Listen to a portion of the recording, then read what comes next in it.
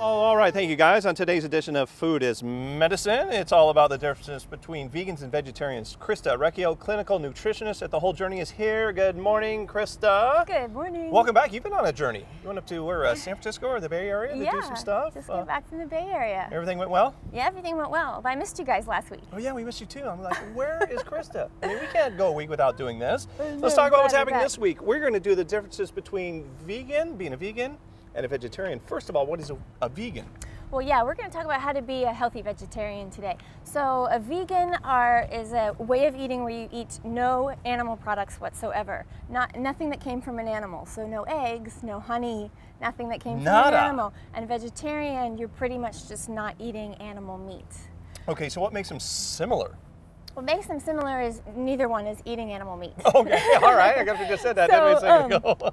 This whole topic is really controversial, right? Okay. I don't know if you see that, but in my world, what you eat is very controversial. Food can be, and there can be a lot of judgment around what people eat. So I just like to Because you think about sometimes doctors say, right, you need red meat in your diet, and so I guess that's where we're going to go here, because if you're a vegan, you're not eating red meat and stuff like that, right? Stuff you may need in your diet, right? Yes, so we'll talk about how to be a healthy vegetarian. Okay. And at The Whole Journey, you know, we're pretty big proponents of high quality animal meat to heal and balance hormones and get enough nutrition. High quality being, what do you mean? High quality meaning free range? The free range, the organic stuff, where the animals, they ate grass, they ate what they should have eaten in nature, they were treated well, no antibiotics, no hormones, that type of thing. Okay. But if you want to be a vegetarian, one of the biggest things that I'm sure you've heard of is getting enough protein. Is this something you want, if you're thinking about being a vegetarian, do you jump right into it, or do you got to ease into this? Because it's a jolt to your body, right? I would imagine, if you go... It can be a jolt to your body, and I would always advise someone, it depends on your hormonal balance. If you're really super tired for a really long time and you want to become vegetarian, I would say ease into it. Okay. Because when you eat animals, you get a complete protein. And so if you're going to be vegetarian, you have to combine proteins to get that, and we need enough protein for human growth and maintenance. Right. So you got to combine basically beans and rice to make a complete protein. Okay, so you brought some stuff this morning that we're going to look at that'll help you become a vegetarian if you'd like to. So what kind of beans are these? Well, I brought some lentil soup. Beans, and fruit. Moving on, I'm sorry. Okay. I had to. I got to tell you, you're funny, Brad. Okay, so all beans are healthy except for kidney beans. Really? And the great white northern bean, because I run blood tests all the time.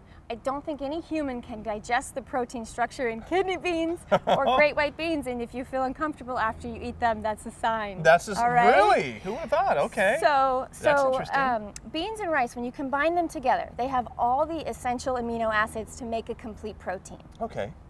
Now, why do I have rice floating in water over look here? That doesn't look too tasty or appetizing. It doesn't look too tasty. Okay, so the reason I have rice and nuts floating in water is This is so nutty. Go ahead.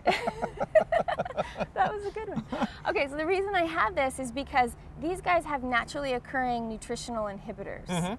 And so they can be harder to digest. And then you don't get the protein, you don't get the fat. So if you want to be a super healthy vegetarian or vegan, you would soak grains or nuts for 5 hours. In water? In water. Oh, wow. And just by the hydration, you release all of those nutritional inhibitors, and then you can get all the nutrients, because it's not what we eat, it's what our body can actually use and make new cells out of. It's what we absorb that will make us healthy or not. So how would we go on to cook this rice like you normally would after soaking it? Exactly. So you get a strainer and you strain off all the rice, and you strain off all the water rather, and then all this acid comes off.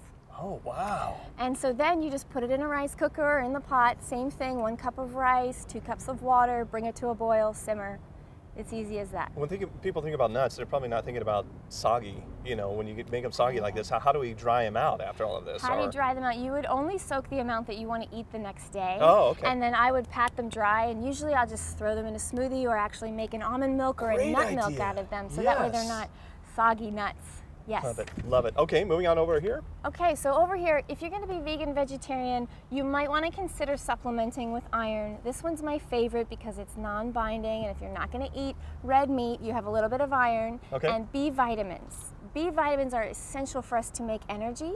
So you want to get a good food-based B vitamin. Is it important if you're a vegetarian to be taking supplements like this? I think it is. I would say so. Yes, you also need vitamin D because you're lacking in vitamin D if you're not eating high-quality animal products. Okay, and this right over here is Kale Chips? Is yes, that what you call it? Those are especially for you. Delicious! Because you like to sample on air. I love to test your stuff over you want to make sure not to become a junk food vegan, or I call them junk food vegetarians, and you can over-rely on carbs or gluten and kind of junk like that. So Kale Chips are a great healthy snack. Okay. And then what is this over here? Okay, I wish I had a big red X for that. You know when you see the fake meats on a menu? Have you ever seen mock chicken? Yeah. Okay, that's total garbage. Ooh. This is called Seitan. It's a wheat. Never, ever, ever eat this. A lot of vegans, vegetarians will use this fake meat. It clogs your system. It destroys your digestive health. Huge no-no. It makes you gain weight. And another no-no here is tofu. Tofu? Really? Tofu is not a healthy food.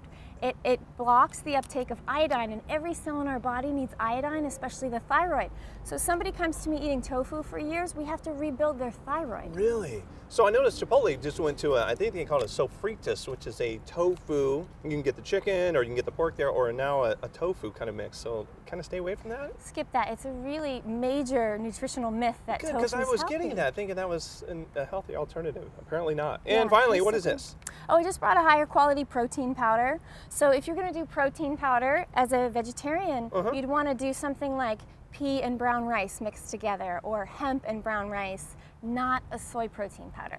Not a soy protein powder. Yes, you want to get a good, high quality, good amino acid profile. Learned so much this morning. You are always so good, Christa. We appreciate you. Thanks for having me.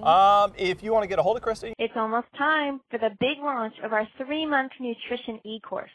For more info, free training, or to work with me to use food as medicine, visit thewholejourneyonline.com.